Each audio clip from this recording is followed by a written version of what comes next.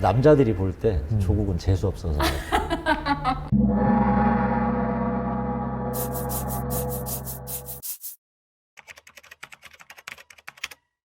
자, 내가 될 상인가? 자, 핫하거나 그렇지는 않은데 관심 받고 싶어 하거나 아니면 관심이 필요한 인물들의 신변 잡기를 유니크하게 알아봅니다. 사적 술자리에서 할 법한 팔딱거리는 자기 토크 사주팔자 시작합니다. 우리 황현선님 혹시 많이 들어보셨어요? 저는 사실 이번에 주셔가지고 찾아보고 알았죠. 아무래도 또 이 지역에 네. 계시지도 않고. 네, 전주가 제 지역구래. 전주가 제 지역구도 아니고 야망이 제가 있네. 주로 활동하는 곳이 아니어서 이번에 많이 찾아보고 왔습니다. 제가. 자, 우리 황현선님 같은 경우는 제가 술자리에서 네. 또 처음 뵙는 항상. 술자리에서 안 뵙는 분이 그러니까 누구예요? 아마 중화산동 조개전지에서 처음 뵀을 거예요, 그렇죠? 맞습니다. 네. 그때 오실까요? 자, 들어오시죠 이쪽으로. 들어오세요. 환영합니다. 아유, 안녕하십니까. 안녕하세요. 이쪽에 앉으시면 네, 됩니다. 맞습니다. 네. 안녕하세요. 그때 당시에는 술을 안 드셨었어요, 그렇죠? 네네. 네. 별로 저기- 술을 좋아하시는 편은 아니신가 봐요. 술을 안 먹은 건 아닌데 그냥 직업적으로 이제 일을 할 때는 술을 좀 안 먹으려고 필요해. 하는. 예, 예. 매일 드시는. 이제 이건 일이 이제 네. 우리 박 기자님 일이 술 그렇지. 먹는 일이니까 피부 좀 정보를 보세요. 해야 되니까. 네. 여튼 그러시군요. 그때 조개전지에서도 전라고 동문분들이 네. 네, 그때 부르셨고 송선동에서 또 술자리에 있는데 또 전라고 그 관계자들이랑 마시면 항상 우리 황현선님을 부르더라고요, 동문들이. 그 동문 관계가 굉장히 좋으신 것 같아요. 저는 상상고 나왔습니다. 참고로. 아, 상상고였네요. 네, 맞아요. 상상고. 최광욱 의원 때문에 전라도 네네. 분들이 좀 저를 많이 좋아하시죠. 그래, 연예인 상상고시죠? 네. 근데 왜 전라고 분들이 자꾸 부르셨지? 이상하게 전라도 분들하고 잘 만나게 아. 되더라고요. 그리고 그거는 MBTI 유형에도 나오는데 이따 말씀드릴게요. 그래요? 네. MBTI를 처음 해보셨다고 네, 처음 해봤습니다. 관심이 별로 없으셨는데 막 한때 엄청 유행했는데 아니, 저는 원래 뭐 그런 거에는 특히 별로 관심이 없고요. 그러면은 뭐 사주 아니. 이런 것도 관심 없으세요? 사주도 저는 안 봤습니다, 아직까지는. 아니, 다 나오시는 분들은 다 그렇게 관심이 없다고, 유사과학에는 관심이 관심이 없다고 없다고. 하시지만 그래도 새해가 되면 MBTI는 호기심은 있었는데 네. 네. 몇 번 하다가 포기했어요. 그 질문이 좀 그러니까 길죠? 길기도 하고 이거 하는 게 뭐 의미가 있을까 싶어서. 역시 그런데 저희가 이번에 그 여러분들을 모시는데 네네. 그 연세가 나이가 젊으신 축에 속하거든요. 맞아요. 네, 그렇더라고요. 네, 그런데 그 젊은 세대들이 많이 지금 네. 하고 있는 MBTI나 이런 것들에 관심이 없으셨다라는 거는 조금 젊지 않다는 얘기를 하고 싶으신 개선해 거예요? 주셔야 될 것 같은 생각이 조금 있지 않나 이런 생각이 아, 이거 들어서 뭐 반성하겠습니다. 그러면. 그런 걸 이제 요즘에 어떻게 그렇게 활용하시더라고요. 약간 소통? 좀 가까워지는 계기? 그렇게 하시더라고요. 네. 제가 참고해서 앞으로 젊은 친구들 만나면 꼭 MBTI 물어보고. 네, 네, 그거 물어봐 하겠습니다. 주시면 엄청 좋아할 거예요. 네, 아, 예. 저 유사과학을 한번 이제 들어보시죠. 유사과학을. 네. 네, 굉장히 한번 궁금합니다. 굉장히 궁금하세요? 예, 예, 처음 봐가지고. 그러시군요. 네, 생년월일 이렇게 주신 걸로 저희가 네, 네. 요즘에 되게 유행하는 게 어플이 있어요. 그럼 만세력을 넣어가지고 생년월일 넣으면 이 사람의 운을 이렇게 통계적으로 보여주는 그런 어플이 굉장히 유행이에요. 지금 계속 그걸 강조하는 게 네. 자기가 보는 사람은 아니라는 거예요. 그런 어플이 되게 유행인 거. 그게 이제 좀 유행인 이유가 MBTI도 좀 나를 알고 싶어서 하는 것처럼 네. 20, 30대 애들이 거기다 생년월일만 넣으면 나의 특성을 좀 알 수 있으니까 가볍게 보더라고요. 그래서 제가 그걸 좀 토대로 우리 황현선님의 이런 여러 가지 상황을 토대로 몇 가지를 뽑아봤습니다. 토정 비결 먼저 말씀드리면 산에 들어가서 돌을 닦으면 자신의 본성을 알게 될 것이다. 네, 그리고 도우려는 사람이 많이 있어서 매사에 어려움이 없을 것이다. 혹시 자녀분이 다 이렇게 장성하셨나요? 네, 네, 네. 집안에 기쁜 일이 있으실 거라고 그런가요? 나와 있는 대로 제가 말씀드릴게요. 그리고 무신일주라는 사주신데요. 든든한 세력을 얻어가지고 자신이 해당 분야에 집중할 수 있는 터전이 마련된다. 올해가 네네. 24년도에 이제 일주 그리고 띠, 양띠시죠. 딱 저한테 네. 맞는 해 같은데요. 준비했습니다. 그리고 이제 나무가 우거진 웅장한 큰 산의 기운이시래요. 그래서 늘 새로운 것, 신기한 것. 기본적으로는 낙천적이고 좀 호탕한데 뜻대로 되지 않으면 우울감에 빠지거나 조금 약간 혼자 이렇게 저기 깊숙이 들어가는 성향이 있다라고 합니다. 그리고 이 무신일주의 가장 큰 특징이 아까 앞에서 말씀해 주셨는데 브레이크 없는 차라고 하네요. 아, 브레이크 없는 어떻게 차. 생각하세요? 이 브레이크 없는 차. 아니 뭐 제가 원래 네. 일하는 스타일이 네. 목표가 있으면 그 목표에 도달할 때까지는 뭐 계속 멈추지 가는 스타일. 않으시는. 예. 네, 그래서 그만큼 두려움 없고 거칠 것 없이 일을 추진하는 데는 최고의 일주라고 합니다.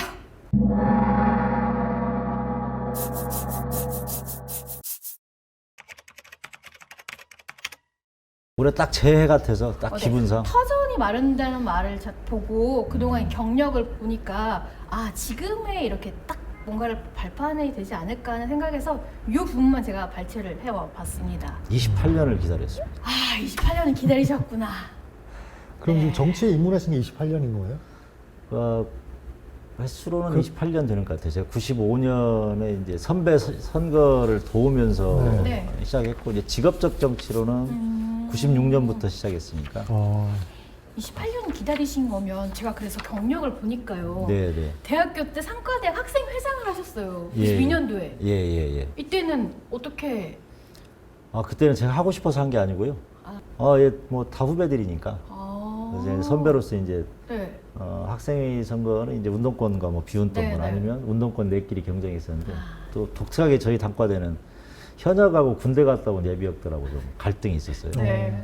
저는 군대 갔다 왔었는데 이 양측을 조절하다가 제가 하면 다 양보하겠다고 그래서 그래서- 제가 회장을 하게 됐습니다. 그러면 본인의 의지가 1도 없다? 그건 아니시죠? 아니, 있었으니까 그거보다는 딱 그때가 학생회장 선거에 이제 우리하고 저 같이 일하는 사람들이 당선이 돼야 되는데 네. 둘이 싸우면 이게 해결이 안 되는 문제여서 뭐 나라도 해야 되나 뭐 이런 생각을 했어요. 저는 원래 그때 꿈은 뭐 학생회장 이런 게 아니었고 네. 방송사 PD를 하는 게 제 꿈이었습니다. 아, 그러세요? 네, 그래서 네. 그때 도서관 다니다가 그냥 네. 딱 결심하고 책을 다 버렸죠. 다시 돌아오면 안 될 것 같아서. 1994년에 이제 회계학과를 졸업하셨는데 이때면 이제 지금 그때 당시에 이제 한총련이 네. 이제 발생하기 좀 전 약간 아니, 막 이제 무르익을 때라고 볼 수 있죠. 한총련 일기 때입니다. 일기 때인가요 이게? 94년, 그러니까 94년에 이제 한총련이 만들어지는데 이제 94년 2월에 졸업을 했고 네. 잠깐 이제 그때 전북총련에서 잠깐 좀 후배들 일을 좀 도와주다가 이제 나왔었죠. 학교를 나온 거는 그 뒤에 한 6개월 뒤에 나왔습니다. 굉장히 그러면 강렬 분자라는 표현을 써야 되나? 그거는 아니고 한총련하고는 조금 저하고는 좀 안 맞았어요. 실은. 네. 어떤 어떤 부분이 부분에서? 있죠? 한번 해주세요. 저는 약간 이제 대중정당이 대중운동을 해야 된다고 하는 주장이었고 한총련 친구는 약간 전선체 운동 뭐 좀 어려운 말이긴 한데 NLPD. 예, 뭐 그렇게 좀 더 강경하게 네. 이런 투쟁을 주장하는 친구들이어서 조금 안 맞았었습니다. 그게 뭐예요? NLPD라고 네. 네이버 치면 나와요. 저기 여기에서 더 아무 네, 알겠습니다. NL 쪽이 좀 더 강경한. 아니 뭐 그때 NLPD가 강경한 건 아니고 네. 이제 한총련은 약간 북쪽의 주사사장을 좀 더 적극적으로 받아들이는 적극적으로. 친구였고 아. 저는 이제 그걸 못 받아들였던 사람이고 그게 94년도. 이제 94년도? 93년도에 이제 학교를 93년도. 나오려고 결심했던 이유 중에 하나가 됐죠, 실은. 예. 그러셨구나. 더 이상 학교에. 그럼 다니지 저기 94년도 96년까지 민주주의 민족통일전북연합 예. 좀 약간 이건 생소하거든요. 그때는 이제 뭐 이게 자꾸 운동권의 전문 용어다 보면 전선체 운동이라고 해서 네. 않나요? 시민사회 운동 단체들이 다 모여있던 그 이제 전북 연합이라는 말 쓰는 게 시민단체들의 연합이어서 여기가 이제 어떻게 보면 반독재 민주화 투쟁의 제일 앞에 서 있는 전선체였죠. 그래서 거기는 이제 목사님들도 있고 친부님들, 그다음에 농민회 회장님들 이런 분들이 이제 공동 대표를 하면서 어떻게 보면 이제 바람막이를 좀 해주면서 이제 열심히 투쟁하게 하고 다른 단체들별로 또 각자 투쟁하게 하고 그러니까 때로는 같이 모여서 또 때로는 흩어져서 뭐 이런 그 전선체 운동에 이제 했던데 그 중에 하나입니다. 그러다 갑자기 96년에서 98년까지 전주시장 비서를 하세요. 이때가 누구죠?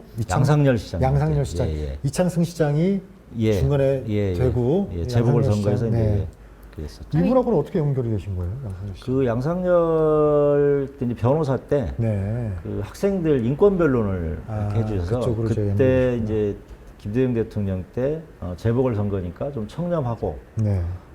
민주진영에 좀 기여한 사람을 좀 뽑자 해서 그때 양상열 시장님이 이제 공천을 받아서 그때 전북연합에서 지원을 했었습니다, 선거를.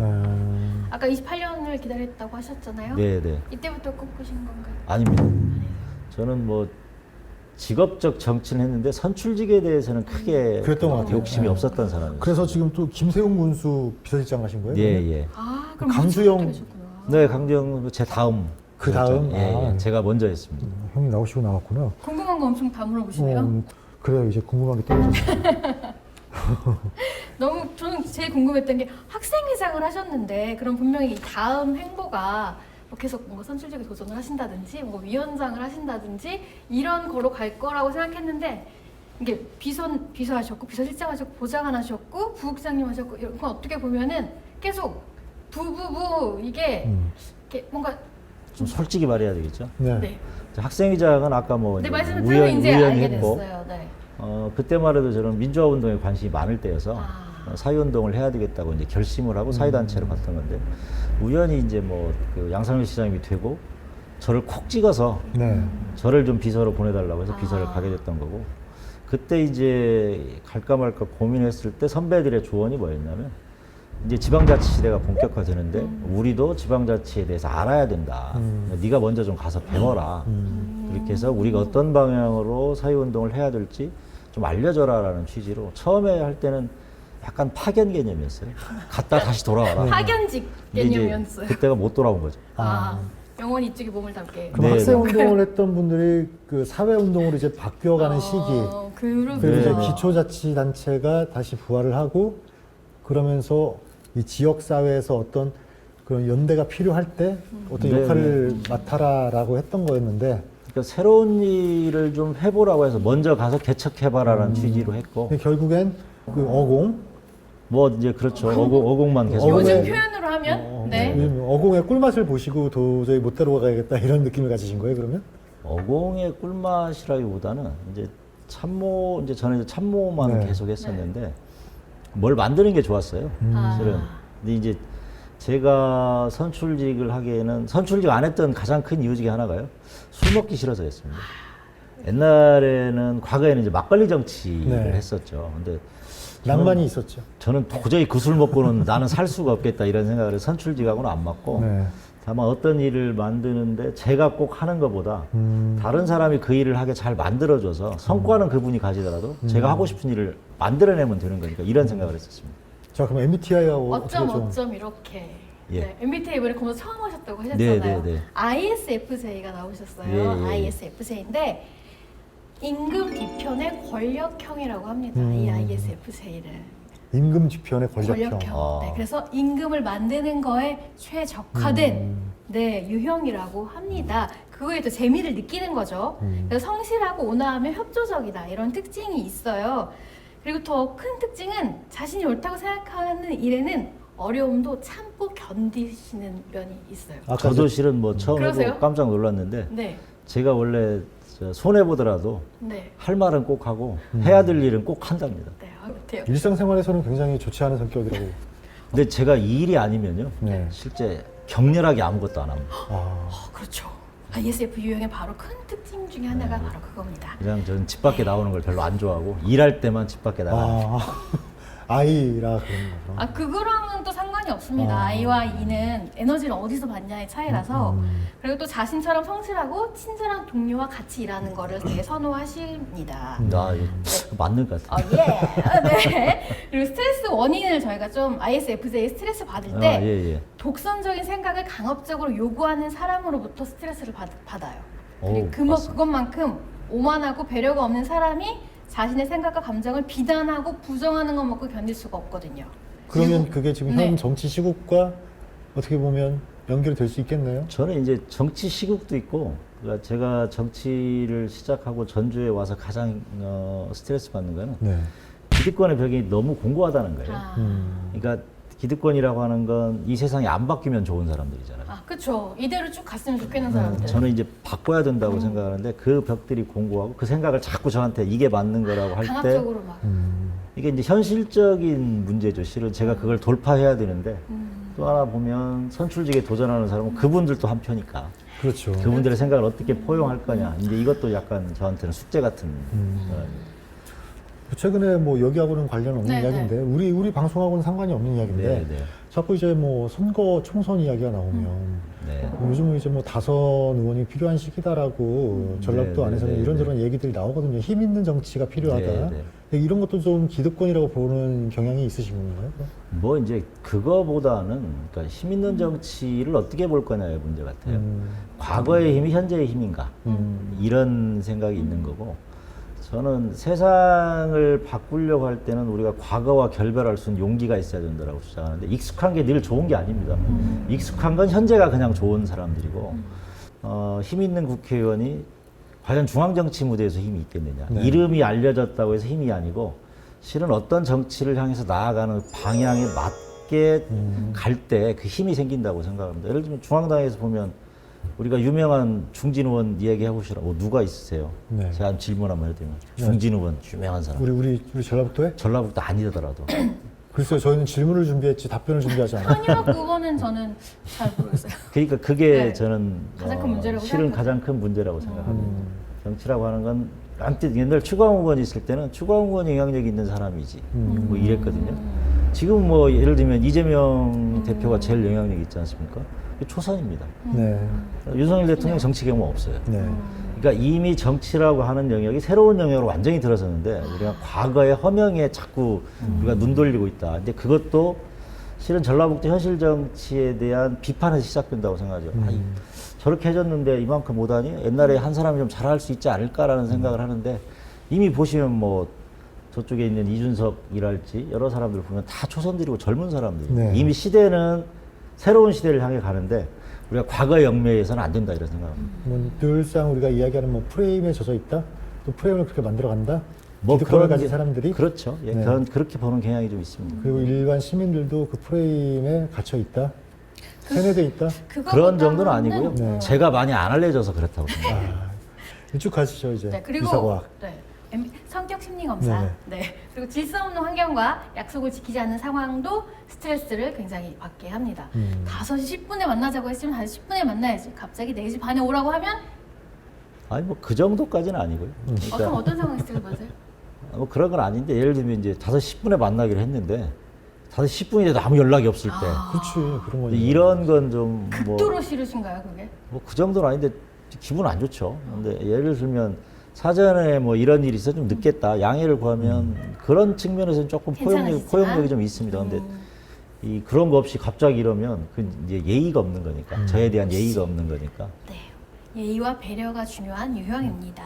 ISFJ. 네. 그리고 스트레스 받았을 때 행동을 좀 알아봤습니다. 이거는 같이 일하시는 분들이 잘 아실 것 같아요.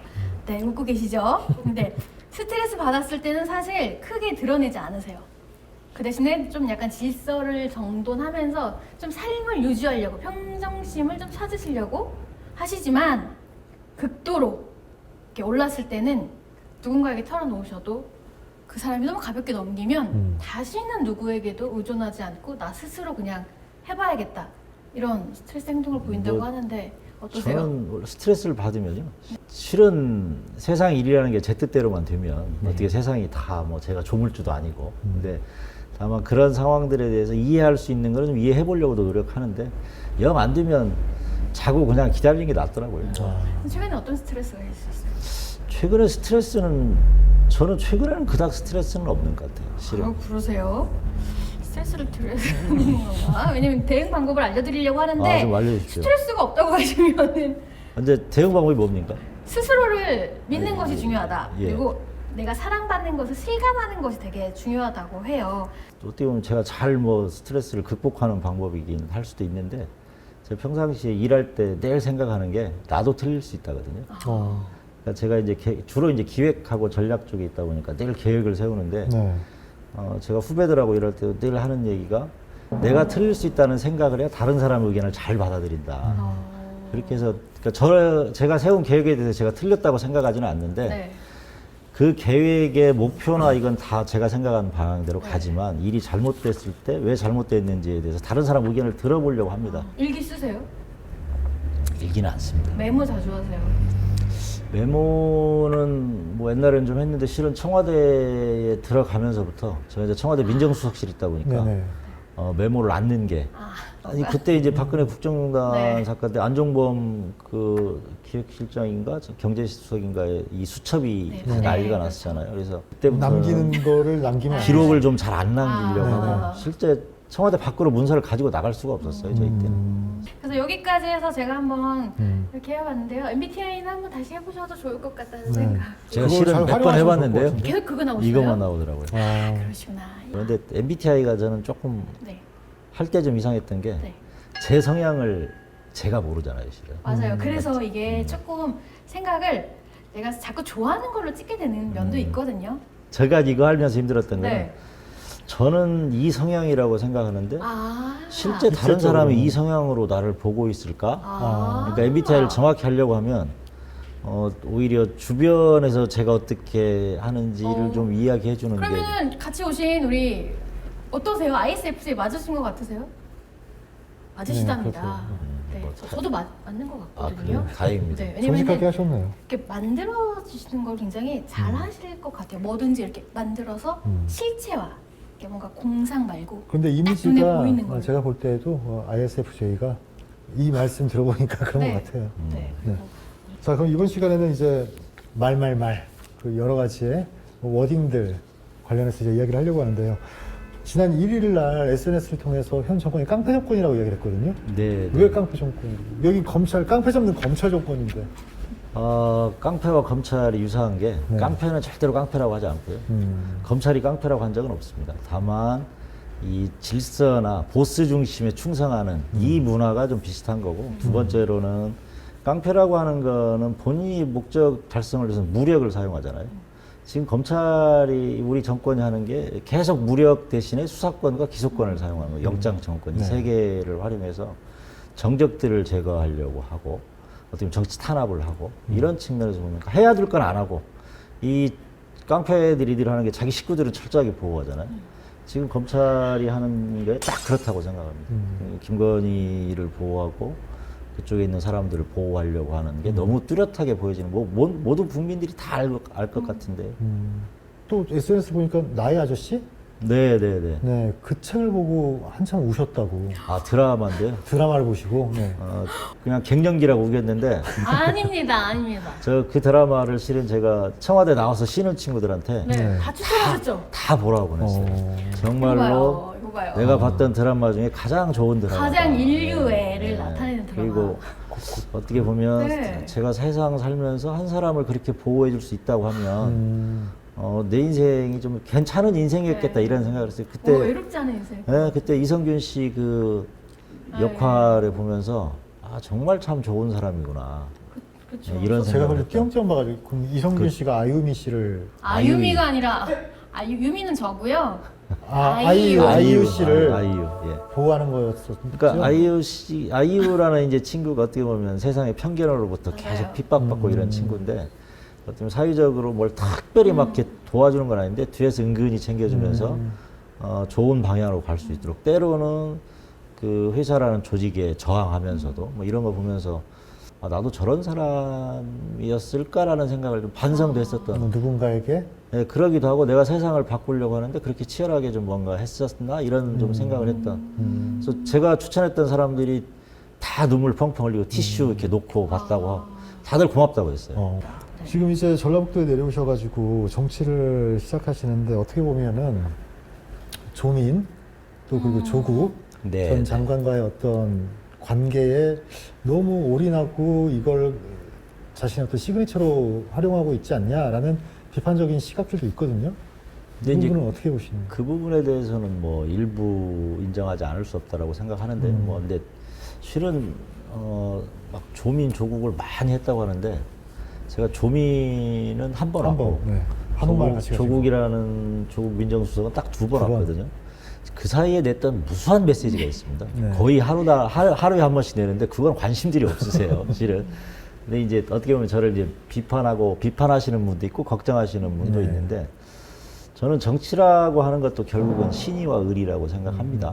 그리고 그래서 제가 조국에 대해 생각했던 마음, 조국이 어떻게 보면 검찰로부터 당하지 않았다고 생각하는 사람이 단 한 사람도 없을 네. 거라고 생각하고 그래서 그거를 굳이 어려운 사람들 옆에 있는 게 정치 아니겠냐 네. 이런 생각을 했고요. 두 번째는 제가 조국이라는 사람을 감춘다고 해서 감춰지겠느냐.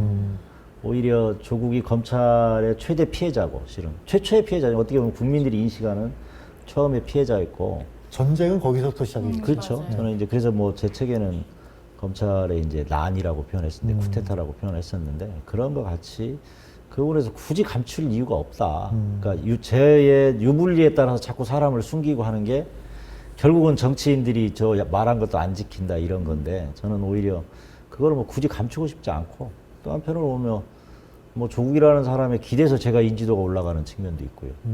그래서 그런 측면으로 저는 그 비판을 겸허히 수용하면서도 제가 검찰개혁이라고 하는 큰 정치적 목표를 가지고 있는데 그거를 도달할 수 있을 때 늘 저한테 채찍질하는 존재 같은 사람이기도 합니다. 이재명 대표도 실은 어떤 일이 있을 때마다 저래서 검찰을 개혁해야 된다 이런 생각을 계속 하게 하는 뭐 이런 겁니다.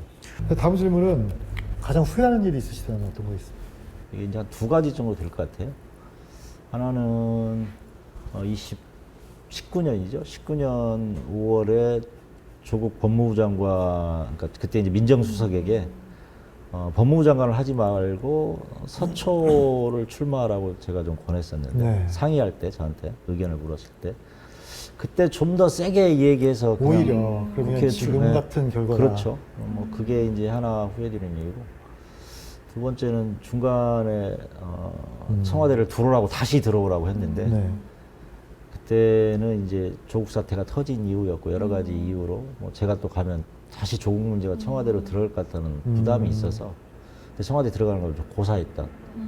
그래서 뭐 역사라고 하는 게 뭐 저로 인해서 바뀌지는 않겠지만 20만 표라는 차이로 이제 정권 교체가 네네. 되는 걸 보면서 제가 청와대에 좀 있었으면 조금 다른 뭔가를 하지 않았을까 이런 고민은 좀 했었습니다. 아니면 당으로 들어갔거나 뭐 그런 생각이 좀 그런 점들이 좀 아쉽습니다. 그 일반 시민들도 많이 아실 수는 있지만 민정수석실이라는 곳이 굉장히 그 감찰, 검찰 이분들하고 연관이 깊잖아요. 네, 네. 네.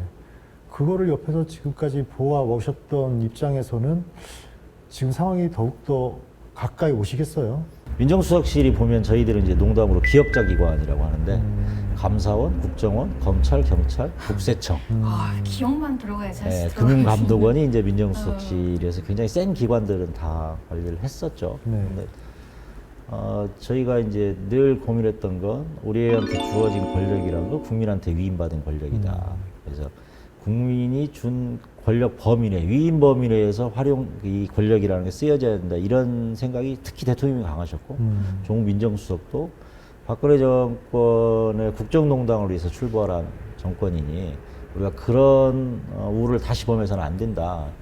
그러다 보니 어떻게 보면 조심스럽게 좀 권력기관들하고 어떻게 보면 저희가 뭐 칼을 마구잡이로 휘둘리는 게 아니고 권력기관은 권력기관 각자가 스스로 일을 하면 서로 견제할 수밖에 없는 구조거든요. 그 구조들이 잘 할 거다 이제 이런 어떻게 보면 뭐 저하고는 좀 생각이 다르긴 했지만 이제 그분들은 늘 세상을 선의로 바라보기도 하고 세상을 선한 방향으로 끌고 가야 된다 하는 어떻게 보면 정치인으로서 훌륭한 덕목이죠. 세상을 어떻게 끌고 갈 거냐, 어떤 방향으로 갈 거냐, 방향을 제시하는 건데 욕심 있는 사람들의 욕심을 간과한 거네요, 그럼. 그렇다고 봐야죠. 제가 이제 제가 쓴 책에도 하나 나오는데 제가 조국 민정수석한테 마지막에 나오면서 했던 말 중에 세 번째 말이요. 정치는 특히나 조국 수석이나 대통령이 똑같으신데 내가 선의로 대하면 상대도 선의로 대할 거다라고 하는 생각을 가신다. 근데 정치는 선의를 어떻게 이용할까를 고민하는 게 정치더라. 그 부분을 좀 주의했으면 좋겠다 이런 얘기를 했었습니다. 본인이 가지고 계신 어떤 뭐 일상에서의 징크스, 뭐 콤플렉스 이런 거 있다면 어떤 게 있습니까? 그런 건 있는 것 같아요. 내가 이 일을 잘 못하면 어떻게 하지? 걱정. 그러니까 걱정이라기보다는 저한테 주어진 일을 어떻게 하면 효율적으로 빨리 완성할까? 이제 이런 거에 대한 뭐 컴플렉스보다는 옛날에 공부를 잘하지 못해서 공부를 열심히 하지 못해서 혹시 내가 실수하거나 어떻게 보면 사회를 바꾸는데 내가 뭐 피해를 주는 건 아닐까? 이런 것들이 걱정이 많죠. 뭐 컴플렉스는 특별히 있다고. 이게 SJ의 성향인가요? 꼭 그런 건 아니지만 이제 워낙에 성정이 그런 유형이신 게 약간 타고나는 그런 걸 이거 기반으로 하는 거기 때문에 네. 왜냐면은 배려와 인류애와 이런 걸 펼치셔야 되는데 내가 실수해서 이게 좀 잘못되면 큰 일이 난 것처럼 될 경우가 있기 때문에 정치에서는 물론 다르겠지만요. 그런 게 또 컴플렉스가 되실 수도 있겠네요. 저는 맞다고 생각했는데 그 계획대로 됐는데 결과가 엉뚱하게 나타나지 않을까. 네. 않을까죠. 아직 하지 않았는데 않을까가 컴플렉스의 고민이신 거죠. 아, 그러진 않습니다. 저는 계획을 세우면 네. 그냥 그대로 밀고 가는데 결과에 대해서 혹시 그래서 제가 아까 얘기했던 대로 나도 틀릴 수 있다는 생각을 해서 다른 사람 의견을 자꾸 받아들이려고 하는 게 거기에 효율적으로 도달하는 방법을 저뿐만 아니고 다른 사람의 머리를 빌려서 찾으려고 하는 거죠. 그렇습니다. 자, 그러면 이제 마지막으로 밸런스 게임 한번 할까요? 네, 밸런스 게임 아시나요? 예. 둘 중에 하나를 반드시 선택하셔야 합니다. 네. 네. 첫 번째, 조국 이재명. 아, 저는 조국입니다. 왜요? 0.1초도 안 걸리셨습니다. 아, 당연히 저는 이제 조국이라는 사람하고 일을 해봤고, 그래서 어떻게 보면 이재명 대표는 이제 어떻게 보면 저하고 조금 떨어져 계신 분이잖아요. 그리고 제가 정치를 해야 되겠다고 결심했던 계기 중에 한 사람이었고, 뭐 지금도 제가 만난 사람 중에서 저는 조국 수석이 가장 성정도 그렇고 착한 사람이라고 생각합니다. 결이 비슷한가요? 그러지는 않고 이제 제가 농담으로 그러죠. 거기는 선계고 우리는 인간계다고. 선계라는 건 혹시 외모를 말씀하시는 걸까요? 뭐 외모도 그렇고 조국 수석하고 같이 일했던 친구들 모두가 공통적으로 얘기하는 건 그 양반의 성품이나 이런 게 보통 사람의 성품을 넘어서 있는 사람이다. 근데 실제 약점을 찾기가 좀 어려운 사람 중에 하나입니다. 궁금하네요. 너무 사람이 착하게 크고 네. 부자였다면서요, 또 어렸을 때. 예, 집안이 좀 지방도 좋고. 예. 그러기가 힘든데 다 갖추기가. 뭐 실은 제가 이 방송용 적당한지 모르겠지만 제가 조수석한테 한번 했던 얘기가 있어요. 조금 유연하게 잘 표현해야 되는데 그냥 그 얘기 하셔도 돼요, 유튜브에. 네. 남자들이 볼 때 조국은 재수 없어서. 저는 별로 재수 없지 않던데. 그러니까 이제 그게 뭐였냐면요. 이제 남자들의 질투가 보통 과거에 보면 전쟁을 일으켰습니다. 그렇잖아요. 어떤 미인을 찾기 위해서 네. 전쟁을 하고 그런 사례들이 많으니까 이집트 로마 신화를 봐도 네. 그렇고. 근데 이제 어떻게 보면 남자들이 조국이라는 사람에 대해서 일단 뭐 일단 키 크죠. 외모로 보면 잘생겼지. 키 크고 잘생긴 사람이 많지 않거든요. 영화 배우나. 그렇죠. 근데 이게 머리가 좋죠. 네. 그다음에 가정적으로도 뭐 그러니까 돈도 많고 학벌도 좋고 이게 빠진 게 없는 그리고 성격도 좋고. 그 지금은 진중권 뭐 평론가가 조국 수석 엄청 욕하는데 그 얘기했어요. 성품까지 좋다고. 그러니까 뭐 아주 훌륭하신 분입니다. 알겠습니다. 자, 두 다음 번째, 거. 네, 여쭤보세요. 자, 돈 안 들고 품파하는 정치, 정년 보장되고 탄탄한 직장. 저는 돈 안 되고 풍파많은 정치를 선택하겠습니다. 지금 사모님께서도 공감하세요? 동의하십니까, 사모님께서? 뭐 저희 이제 우리 와이프가 저한테 정치를 해도 좋겠다고 얘기를 했는데 와이프가 했던 말이 정치할 때에 제가 제일 행복해 보인다고. 그리고 정치를 하는 저를 보면서 저 사람은 참 정치를 해야 되겠구나 이런 생각을 했다고 합니다. 그래서 실은 제가 여기까지 28년을 정치 쪽에서 어떻게 보면 뭐 정치라는 게 돈이 안 되는 직업이잖아요. 이렇게 좀 계속 할 수 있던 이유가 집사람이 이제 와이프가 계속 어떻게 보면 뒷받침을 해준 거죠. 마지막 세 제가 번째, 할까요? 네. 네. 로또 당첨이 됐다. 가장 먼저 하고 싶은 일은 이건 밸런스 게임이 아니잖아요. 네. 아주 세속적인 건데요. 제가 묻고 싶은 거. 우리 여기 집사람 이름으로 된 집을 한 채 사주고 싶어요. 저 집이 없습니다 아직까지. 네. 그래서 사모님 명의로 집을 하나 네, 예. 어디에다가? 뭐 저는 늘 전주에 살고 싶어 했어요. 전주가 저는 서울에서 이제 전주 출신 분들한테 늘 했던 게 전주같이 살기 좋은 도시는 없는 것 같다. 나이 먹어서 병원도 있고. 그러니까 전북대병원이 이제 전주에 다 거점 병원이잖아요. 네. 각종 거점 병원 있고 뭐 공기도 좋고 이렇게 굳이 급하게 살지 않아도 되고 일단 집값도 싸고 그래요. 요즘 로또 돼가지고는 전주 떠나면 뭐 집 살기는 좀 힘들고. 생활비도 많이 안 들고 네. 그다음에 이제 사람들의 관계도 뭐좀 저희 와이프도 이제 여기 전주에 기전여고를 나왔으니까 관계도 뭐 어떻게 원만해지고 사람도 많고 네. 그래서 나이 먹어서 살기 좋은 도시 같다 이런 평소 생각을 했어요. 로또는 해보셨어요? 아직 남들이 준 건 받아봤는데 아. 제가 사본 적은 없습니다. 저는 요행을 별로 바라지는 않습니다. 그렇죠. 잘 안 믿으시죠, 여행. 그런 유행이 있으면 다른 사람이 더 좋았겠죠. 저보다 더 필요한 사람들이 있겠죠. 뭐. 그러실 것 같습니다. 네, 알겠습니다. 네. 오늘 아주 제가 너무 즐겁네요. 왜 제가 즐겁죠? ISFJ가 즐거우신가요? 예, 저는 좋습니다. 아니, 근데 방송을 좀 재밌게 해야 되는데 별로 아, 재미가 없는 재밌었어요. 거죠. 아, 그래요? 네. 네. 끊임없고 재밌었어요. 아, 다행입니다. 네, 재미없으셨나요? 아니, 제가 주변에서 하도 재미없다고 그래서 아, 어떻게 그 말씀 하면 또 들었어요. 방송을 재밌게 해봐야 되나 이런 고민을 특히나 이제 방송은 시청률이나 이런 게 있으니까. 네. 이거 유튜브 프로그램이어가지고 네. 이건 더 빨리 나와요. 조회수라는 게. 아, 그래서 그런가요? 1, 2게 카운트가 되어가지고 아마 아, 이거 걱정인데 그럼. 네. 링크 가지고 가셔서 예. 최대한 열심히 뿌리세요. 네, 고맙습니다. 끝으로 네, 마지막. 보시고 말씀해 주시고요. 시민 여러분, 굉장히 경제적으로도 사회적으로도 어려운 시기를 겪고 있습니다. 특히나 윤석열 정부 들어선 이후에 더 힘들다고 하고요. 전 세계적으로도 그렇고 올해 가장 어렵다고 하는 분들이 코로나 때보다 더 어렵다고 하는 자영업자분들이 너무 많습니다. 실제 시내나 길거리를 돌아봐도 과거보다 훨씬 더 적은 분들이 이동하고 있고요. 이럴 때 우리 시민들이 서로 시민들에게 어깨를 내줘서 서로 좀 따뜻한 한 해를 맞이하고 또 새로운 미래를 향해서 나갈 수 있으면 좋겠습니다. 내가 할상인가?